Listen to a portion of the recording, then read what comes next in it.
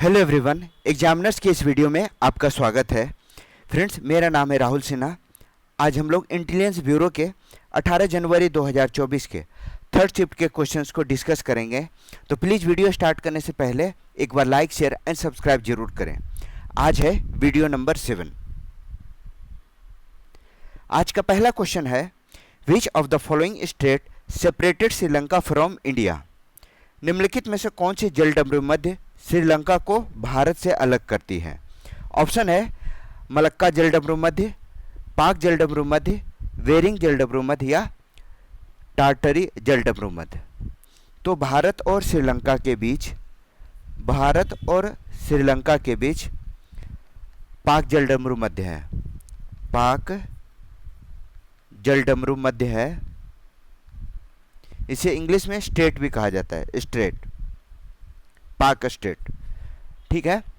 इसकी लंबाई जो है, इसकी लंबाई 64 से 85 किलोमीटर के आसपास है। यह भारत के मन्नार की खाड़ी और बंगाल की खाड़ी को जोड़ता है। बंगाल की खाड़ी को जोड़ता है। इसी जलडमरू मध्य के बीच जो प्रसिद्ध है राम सेतु इसी जलडमरू मध्य के बीच स्थित है, यहीं पर है। तो इसका राइट आंसर क्या होगा? इसका राइट आंसर है सेकंड, यानी पाक जलडमरू मध्य। नेक्स्ट क्वेश्चन है, RBI publishes figure for 4 alternative measures of money supply M1, M2, M3 and M4. In this context, which of the following is called as narrow money? Narrow money. RBI मुद्रा आपूर्ति के 4 मापदंड M1, M2, M3 and M4 प्रकाशित करती है। इनमें से कौन सी संकीर्ण मुद्रा यानी नैरो मनी कहलाती है? तो सबसे पहले नैरो मनी होता क्या है? तो नैरो मनी का मतलब है तुरंत उपयोग करने योग्य नकदी, तुरंत उपयोग की जाने वाली नकदी, कैश या निकासी योग्य धन, मतलब ऐसा धन जो कि तुरंत आप निकाल सकें, निकासी योग्य धन, इसे कहा जाता है नैरो मनी। ठीक है। अब क्वेश्चन में पूछा गया है कौन सी M1 और M2 को दर्शाती है? ऑप्शन है M3 and M4, M1 and M2, M2 and M4 और M1 एंड M3। तो M2 बराबर होता है M1 plus saving account, saving deposit. ठीक है। अब सेविंग डिपॉजिट में पोस्ट ऑफिस हो गए, ये सारे तुरंत निकासी योग्य मनी है, यानी यह भी नैरो मनी के अंतर्गत आते हैं। तो M2 और M1 दोनों नैरो मनी की श्रेणी में आते हैं। इसका राइट आंसर होगा बी, M1 एंड M2, क्योंकि यह तुरंत उपयोग की जाने वाली एक तरह का कैश है जो कि आप तुरंत निकाल सकते हैं। Which of the following were part of the 4 modernisation in China in 1978? 1978 में चीन के 4 आधुनिकीकरण में निम्नलिखित में कौन कौन शामिल थे? ऑप्शन है agriculture, industries, science and technology, democracy यानी लोकतंत्र। तो चीन में 1978 में डेंग जियाओपिंग के नेतृत्व में 4 मॉडर्नाइजेशन अभियान चला। 4 मॉडर्नाइजेशन अभियान चला, जिनमें इनका लक्ष्य था कृषि, उद्योग, defence and science and technology, जिससे कि जल्दी से जल्दी आधुनिकीकरण किया जाए। डेमोक्रेसी इसमें शामिल नहीं था। कहा जाता है इस सुधार से चीन में तीव्र आर्थिक वृद्धि हुई और वह दुनिया की सबसे बड़ी अर्थव्यवस्था बन गया। तो इसमें लोकतंत्र नहीं है, बाकी तीनों इंक्लूडेड है। तो इसका राइट आंसर होगा 1, 2 एंड 3, यानी सेकेंड पॉइंट इसका राइट आंसर है, सेकेंड ऑप्शन 1, 2 एंड 3। अगला सवाल है, which of the following statements is correct about industry and trade. उद्योग एवं व्यापार के बारे में निम्नलिखित में से कौन सा कथन सही है। Economist have found that poor Nations can progress if they have a good industrial sector. अर्थशास्त्रियों ने पाया कि गरीब राष्ट्र प्रगति कर सकते हैं यदि उनके पास अच्छा औद्योगिक क्षेत्र हो। ठीक है, बिल्कुल सही है, पहला कथन तो सही है। अर्थशास्त्रियों के अनुसार राष्ट्र के प्रगति के लिए औद्योगिक क्षेत्र बेहतर होना आवश्यक है। सेकेंड पॉइंट है, agriculture provides employment which is more stable then the employment in industry. कृषि एक ऐसा रोजगार प्रदान करती है जो उद्योग के रोजगार से अधिक स्थिर है। तो यहाँ क्या है कि कृषि का जो रोजगार होता है वह स्थिर नहीं होता, क्योंकि यह मौसम के अनुसार बदलता रहता है। मौसम के अनुसार यह बदलता है। मौसम अच्छा है तो कृषि भी अच्छी होगी, और चूंकि यह प्राकृतिक संसाधनों पर निर्भर है तो इसमें स्थिरता तो नहीं होती है। तो यानी सेकंड पॉइंट इसका गलत है। ठीक है, तो अब हम देखते हैं कि कृषि से अधिक अस्थायी रोजगार जो है वह उद्योग और व्यापार से मिलता है। तो इसका राइट आंसर क्या होगा? इसका राइट आंसर होगा केवल 1। केवल 1 इसका राइट आंसर है। नेक्स्ट है, which of the following statements are correct about general election to the Lok Sabha. Lok Sabha के आम चुनाव के संबंध में निम्नलिखित में से कौन सा कथन सही है। पॉइंट 1 है, each parliamentary constituency can elect only 1 member. प्रत्येक संसदीय निर्वाचन क्षेत्र केवल एक सदस्य का चुनाव कर सकते हैं। भारत में पहला जो लोकसभा चुनाव हुआ था वह 1951-52 में हुआ था। 1951-52 में पहला आम चुनाव हुआ। ठीक है, और इसमें सिंगल मेंबर मतलब एक सीट पर एक मेंबर का नियम बनाया गया। इससे पहले 1962 से पहले मल्टी मेंबर सिस्टम भी था। मल्टी मेंबर सिस्टम था, यानी एक संसदीय क्षेत्र में 2 सदस्यों की 2 तरह की सीटें होती है, सीटें थी, यानी 2 लोग भी चुने जा सकते थे। तो पहला तो सही है क्योंकि यह 1962 से पहले की सिचुएशन है। सेकंड पॉइंट है, prior to 1962 1962 there were both single member and multi member constituency. This multi member constituency used to elect more than 1 member. ठीक है, यह भी सही है। अभी बताया कि 1962 से पहले एकल सदस्य और बहुसदस्य निर्वाचन क्षेत्र होते थे जिनमें एक से अधिक सदस्य भी चुने जाते थे। तो सेकंड पॉइंट भी सही है। थर्ड पॉइंट है, the first general election was held in India during 1951-52। Bharat में पहला आम चुनाव 1951-52 में हुआ था। बिल्कुल सही है, और इस समय कुल 489 सीटें थी। 489 सीटें थी। तो इसका राइट आंसर होगा 1, 2 एंड 3। ए इसका राइट आंसर है। Which of the following committee were set up by the government for local bodies and in India. निम्नलिखित में से कौन सी समितियां भारत में स्थानीय निकायों के सरकार के द्वारा स्थापित की गई थी। फर्स्ट पॉइंट है बलवंत राय मेहता समिति, सेकंड पॉइंट है अशोक मेहता समिति, और थर्ड पॉइंट है कोठारी समिति। क्वेश्चन में पूछा गया स्थानीय निकायों के लिए, तो बलवंत राय मेहता समिति जो कि पंचायती राज से संबंधित है, पंचायती राज्य से संबंधित है, और यह त्रिस्तरीय पंचायती राज की त्रिस्तरीय पंचायत का इन्होंने प्रपोजल भेजा था कि त्रिस्तरीय पंचायत होना चाहिए। अशोक मेहता ने द्विस्तरीय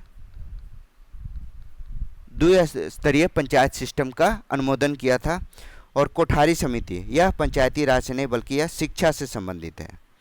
तो इसका राइट आंसर होगा 1 and 2। 1 and 2 is the right answer. Next question है, consider the following statements regarding Jainism. जैन धर्म के संबंध में निम्नलिखित कथनों पर विचार कीजिए। फर्स्ट पॉइंट है, 24 तीर्थंकर were responsible for the origin and development of the Jain religion and philosophy. Jain धर्म और दर्शन के उद्भव और विकास के लिए 24 जैन तीर्थंकर जिम्मेदार थे। ठीक है, फर्स्ट पॉइंट सही है, 24 जैन तीर्थंकर थे। सेकंड है, the Jains do not believe in the Vedas but they admit the existence of his soul. Jain वेदों में विश्वास नहीं करते हैं लेकिन आत्मा के सिद्धांत को स्वीकार करते हैं। सेकेंड पॉइंट भी सही है। थर्ड है, 22 तीर्थंकर was Parshvanath. The followers of Parshvanath वोर ए वाइट गारमेंट। 22वें तीर्थंकर पार्श्वनाथ थे। पार्श्वनाथ के अनुयायी सफ़ेद वस्त्र पहनते थे। गलत है, पार्श्वनाथ 23वें तीर्थंकर थे, 23rd। ठीक है, तो इसका राइट, ये पॉइंट गलत हो गया। जो 22वें तीर्थंकर थे उनका नाम था नेमिनाथ, नेमिनाथ। ठीक है, अब फोर्थ पॉइंट देखते हैं। द 24 तीर्थंकर वाज वर्धमान महावीर। वर्धमान महावीर यह 24वें तीर्थंकर थे। तो इसका राइट आंसर क्या होगा? 1, 2 and 4। 1, 2 and 4 is the right answer. Next है, which of the following rivers rise from the eastern Ghat. निम्नलिखित में से कौन सी नदियां पूर्वी घाट से निकलती हैं? हेमावती, हेमावती नदी, हेमावती और मालप्रभा। हेमावती और मालप्रभा ये दो जो नदियां हैं वह पश्चिमी घाट से निकलती हैं। कहाँ से निकलती हैं? पश्चिमी घाट से निकलती हैं। नागावली और वंशधारा, नागावली और वंशधारा ये दोनों नदियां पूर्वी घाट से निकलती हैं, पूर्वी घाट से निकलती हैं। और जो पूर्वी घाट की नदियां हैं वह आंध्र प्रदेश और उड़ीसा में मुख्य रूप से बहती हैं। आंध्र प्रदेश और उड़ीसा में। तो इसका राइट आंसर क्या होगा? 2 एंड 4। 2 एंड 4 यानी D is the right answer. Which of the following can be regarded as element of weather and climate? निम्नलिखित में से कौन सा मौसम और जलवायु का तत्व माना जा सकता है? पहला ऑप्शन है टेम्परेचर, तापमान। सेकंड है प्रेसिपिटेशन यानी वर्षा। तापमान और वर्षा दोनों मौसम और जलवायु के महत्वपूर्ण तत्व हैं। ठीक है, तो इसका राइट आंसर क्या होगा? बोथ 1 एंड 2 यह दोनों जो हैं वह जलवायु के महत्वपूर्ण तत्व हैं।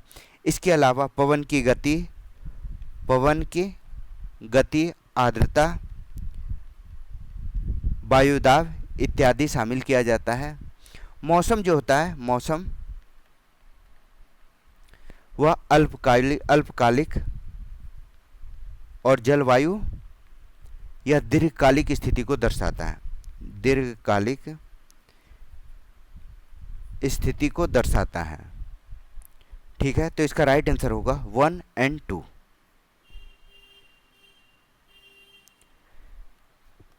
Historians have used which of the following sources to reconstruct the history of the Mauryan Empire?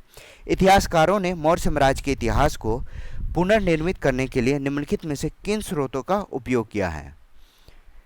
पहला है the account of Megasthenes, a Greek ambassador to the court of Chandragupta Maurya, which survives in fragments. Megasthenes Chandragupta Maurya के दरबार में यूनानी राजदूत था, उसका विवरण जो कि खंडित रूप में उपलब्ध है।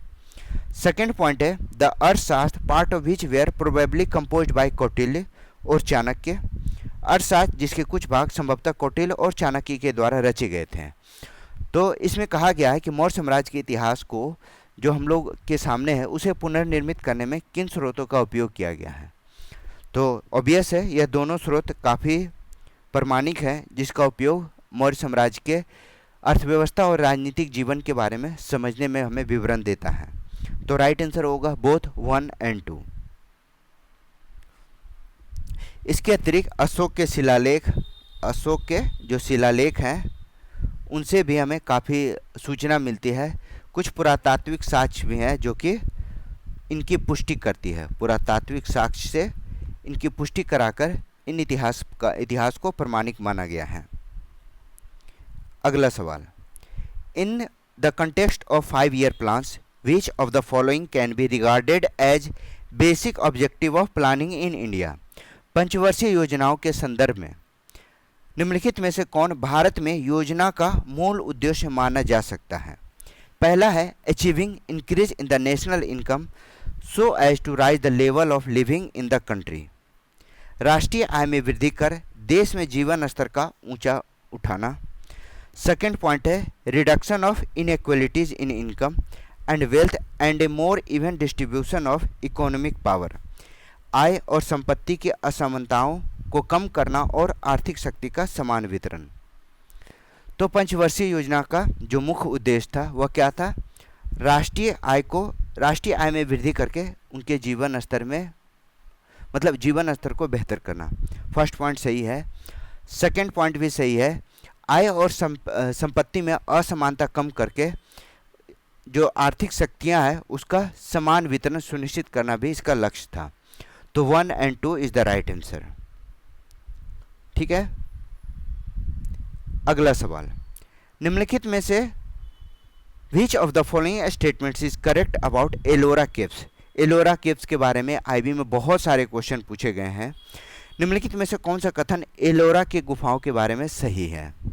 पहला है Ellora caves consist only 24 monasteries and temple extending over more than 2 kilometre.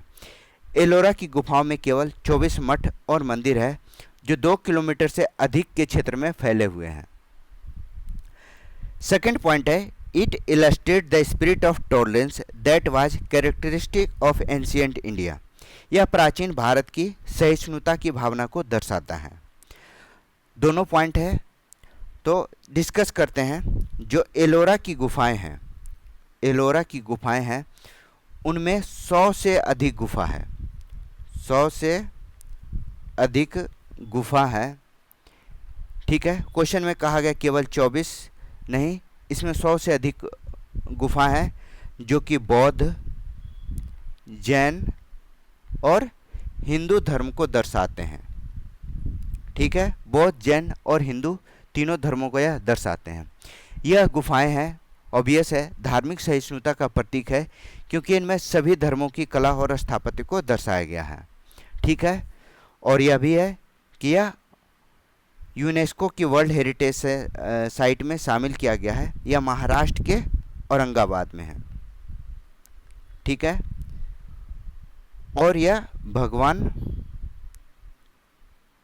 Ellora की जो गुफाएं हैं वह भगवान शिव को समर्पित है। तो इसका राइट आंसर क्या होगा? इसका राइट आंसर है केवल 2।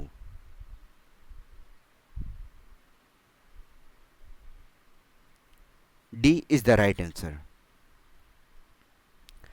Which of the following statements are correct with reference to the Govardhan scheme? Govardhan योजना के संदर्भ में निम्नलिखित में से कौन सा कथन सही है? पहला कथन है Govardhan scheme is being pursued as a national programme priority under Swachh Bharat mission Grameen phase 2। Govardhan योजना को स्वच्छ भारत मिशन ग्रामीण चरण सेकंड के तहत एक राष्ट्रीय कार्यक्रम प्राथमिकता के रूप में लागू किया जा रहा है। सेकंड स्टेटमेंट है department of rural development ministry of rural development in the nodal department for the scheme. ग्रामीण विकास मंत्रालय का ग्रामीण विकास विभाग इस योजना का नोडल विभाग है। ठीक है। स्टेटमेंट 3 है ministry of drinking water and sanitation support every district with technical assistant and financial support of up to 50 lakh per district. पेयजल और स्वच्छता मंत्रालय प्रत्येक जिले को तकनीकी सहायता और प्रति जिले 50 लाख तक की वित्तीय सहायता प्रदान करता है। तो एक एक करके सारे पॉइंट को डिस्कस करते हैं। जो गोवर्धन योजना है उसमें स्वच्छ भारत ग्रामीण मिशन फेज 2 के अंतर्गत इसे राष्ट्रीय प्राथमिकता दी गई थी। फर्स्ट पॉइंट सही है। सेकंड पॉइंट क्या है? इसका संचालन ग्रामीण पेयजल और स्वच्छता मिशन, इसमें क्या कहा गया है? ग्रामीण विकास मंत्रालय इसका नोडल विभाग है। तो स्टेटमेंट 2 गलत है। यह ग्रामीण पेयजल और स्वच्छता मंत्रालय, जिसे अब हम लोग कहते हैं जल शक्ति मंत्रालय, तो यह जल शक्ति मंत्रालय के अधीन है। थर्ड है अपशिष्ट प्रबंधन के तहत इसमें बायोगैस और कंपोस्ट को बढ़ावा दिया गया है। पेयजल और स्वच्छता मंत्रालय प्रत्येक जिले का, यह तो बिल्कुल ही गलत है, थर्ड पॉइंट तो बिल्कुल ही गलत है। तो इसका राइट आंसर क्या होगा? इसका राइट आंसर है ओनली 1। ठीक है, अगला सवाल, which of the following statements are correct regarding the Hunter commission of 1882? 1882 के हंटर आयोग के संबंध में निम्नलिखित में से कौन सा कथन सही है? It was made to revive the progress made in the field of education following Wood dispatch. इसे वुड डिस्पैच के बाद शिक्षा के क्षेत्र में हुए प्रगति की समीक्षा के लिए बनाया गया था। बिल्कुल सही है, 1882 ईस्वी में हंटर आयोग को गठित किया गया था। हंटर आयोग का गठन किया गया था वुड डिस्पैच के शिक्षा में हुए प्रगति की समीक्षा के लिए। ठीक है, वुड डिस्पैच कब बना था? 1854 में। ठीक है, नेक्स्ट है, it emphasise the need to extend primary education to the masses and for the involvement of district and municipal board. इसने प्राथमिक शिक्षा को जनता तक पहुंचाने और जिला तथा नगरपालिका बोर्डों की भागीदारी की आवश्यकता पर जोर दिया। ठीक है, तो इसने प्राथमिक शिक्षा और जनसाधारण तक पहुंचाने के लिए, ठीक है, प्राथमिक शिक्षा, यह भी सही है, सेकंड पॉइंट भी सही है, फर्स्ट भी सही है। थर्ड है, it underline the need to provide adequate facilities to spread of women education outside the presidency town. इसने प्रेसिडेंसी नगरों के बाहर महिला शिक्षा के प्रसार के लिए पर्याप्त सुविधाएं प्रदान करने की आवश्यकता को रेखांकित किया है। ठीक है, इसने महिला शिक्षा के विस्तार पर काफ़ी जोर दिया था, तो थर्ड पॉइंट भी सही है। फोर्थ पॉइंट है, private effort for the spread of education should not be encourage. शिक्षा के प्रसार के लिए निजी प्रयासों को प्रोत्साहित नहीं किया जाना चाहिए। यह उल्टा कहा गया है, इसने शिक्षा के प्रसार के लिए निजी क्षेत्र को प्रोत्साहित करने के लिए कहा था, तो फोर्थ पॉइंट गलत होगा। इसका राइट आंसर है 1, 2 and 3। Second is the right answer. अगला सवाल, which of the following article of Indian constitution explain the office of controller and auditor general of India? बहुत अच्छा सवाल है, कई बार पूछा गया है। भारतीय संविधान का कौन सा अनुच्छेद भारत के नियंत्रक और महालेखा परीक्षक के कार्यालय की व्याख्या करता है? इसे कहते हैं C&AG, controller and auditor general of India. इसकी नियुक्ति राष्ट्रपति के द्वारा की जाती है। इनकी नियुक्ति राष्ट्रपति के द्वारा की जाती है। हमारे संविधान के अनुच्छेद 148 के अंतर्गत, 148 के अंतर्गत CAG के पदभार और अधिकारों का वर्णन है। अब CAG करता क्या है? तो यह केंद्र और राज्यों के सभी खातों की ऑडिट रिपोर्ट तैयार करता है। सभी खातों का ऑडिट रिपोर्ट तैयार करता है, ऑडिट करता है। ठीक है, तो यह एक संवैधानिक संस्था है, तो इसका राइट आंसर होगा 148(4). अनुच्छेद 148 ऑप्शन नंबर 4 इसका राइट आंसर है। In context of panchavrata in Jainism which of the following means non stealing? जैन धर्म के पंचव्रत के संदर्भ में निम्नलिखित में कौन सा चोरी ना करना अस्थेय का अर्थ देता है? ऑलरेडी पहले ही लिखा गया है, अपरिग्रह, ब्रह्मचर्य, अहिंसा और अस्थेय। तो अस्थेय इसका अर्थ होता है चोरी ना करना, चोरी न करना। जो पंचव्रत हैं, जैन धर्म के पंचव्रत, उसमें क्या क्या आते हैं? अहिंसा, सत्य, औस्तेय, ब्रह्मचर्य और अपरिग्रह। तो यह जैन धर्म के पंचव्रत हैं, जिसमें औस्तेय का अर्थ होता है चोरी ना करना। नेक्स्ट है which of the following language is are spoken in Meghalaya. Meghalaya में निम्नलिखित में कौन सी भाषाएं मेघालय में बोली जाती हैं। पॉइंट 1 है काक बोरोक, पॉइंट 2 गारो, पॉइंट 3 खासी। तो मेघालय की जो मुख्य भाषा है वह क्या है, वह है खासी और गारो, यह यहाँ की प्रमुख भाषा है। लोका बोरोक जो है वह त्रिपुरा राज्य की भाषा है, यह त्रिपुरा की भाषा है। जो यहाँ की भाषाएं हैं वह ऑस्ट्रो एशियाटिक और तिब्बती वर्मन भाषाओं का, ये जो भाषाएं हैं वह ऑस्ट्रो एशियाटिक और तिब्बती वर्मन भाषाई परिवार से संबंधित है। तिब्बती वर्मन भाषाई परिवार के हैं, कई बार पूछा गया है। तो इसका राइट आंसर क्या होगा, केवल 2 और 3 यानी गारो और खासी। गारो और खासी 1 is the right answer. Who among the following is ex officio chairman of council of state of India. निम्नलिखित में से कौन राज्यसभा का पदेन अध्यक्ष होता है। हम जानते हैं कि राज्यसभा का पदेन अध्यक्ष भारत का उपराष्ट्रपति होता है। पदेन अध्यक्ष भारत का उपराष्ट्रपति होता है, उपराष्ट्रपति होता है। तो इसका राइट आंसर क्या होगा, 1।